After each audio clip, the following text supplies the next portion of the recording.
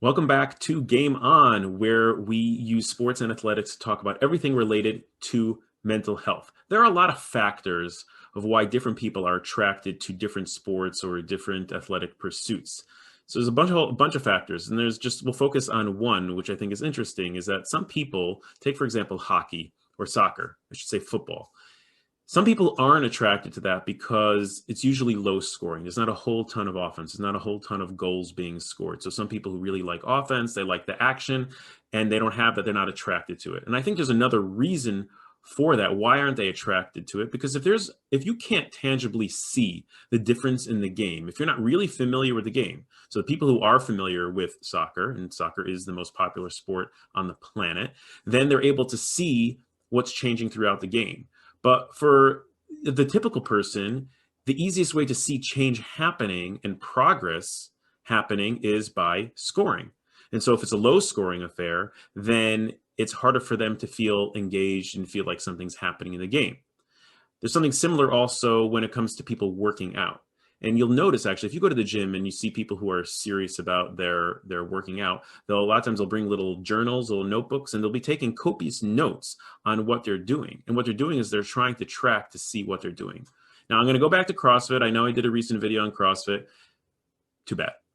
And in CrossFit, there's something called level method, which I find amazing. So basically what it is that for any workout, for any movement that somebody does in CrossFit, there's levels to all of it. So that means someone, it could be their first day walking into the gym, or someone who's been there for 5 years, they can do the same type of workout, the same movement, but just titrated or broken down, scaled, I should say, to a different level that they can do. And I think that's awesome because there's so many times where we could be working so hard for a significant amount of time and then feel frustrated and feel stuck, like we're spinning our wheels because it's hard for us to see the progress. It's harder for us to see what change is happening. If it's drastic, then we can see it. If I get, big muscles really quickly, then I can see it. If I score a home run and the score changes right away, then I can see it.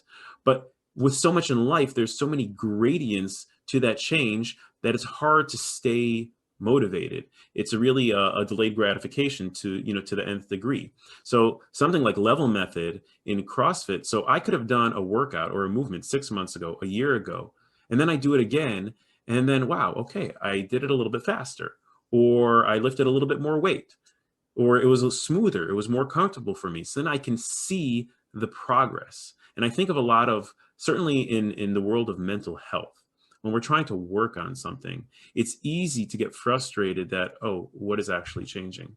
So besides for setting goals, which are nice, which are great, but I think it's really underappreciated for a lot of people to track the progress, whether they're quote unquote succeeding in what they're trying.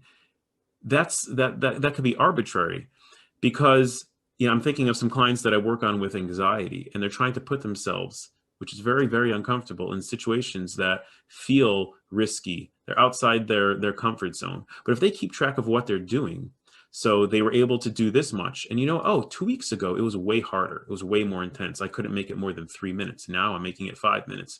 Or the last time I did it, I was so preoccupied, I couldn't focus on anything else. And now I'm able to do something else. Or it doesn't get as intense. So there's so many qualities to that experience, that environment, that if I keep track of what I'm trying, even attempting, and pushing a little bit more and pushing a little bit more, doesn't mean that all or nothing, that I accomplish this. I'm putting in this effort and then I'm able to do more. The quality of it is different. The same way in hockey, the players and the coaches, I'm not familiar enough to be able to even be able to say exactly, well, what their accomplishments are within a game. Well, this is getting better. Their offense is getting better. Their power play is getting better. The power play kill is getting better, because they can see the nuances of what's changing over the course of time. Same thing in soccer, same thing in weightlifting, working out, and in CrossFit.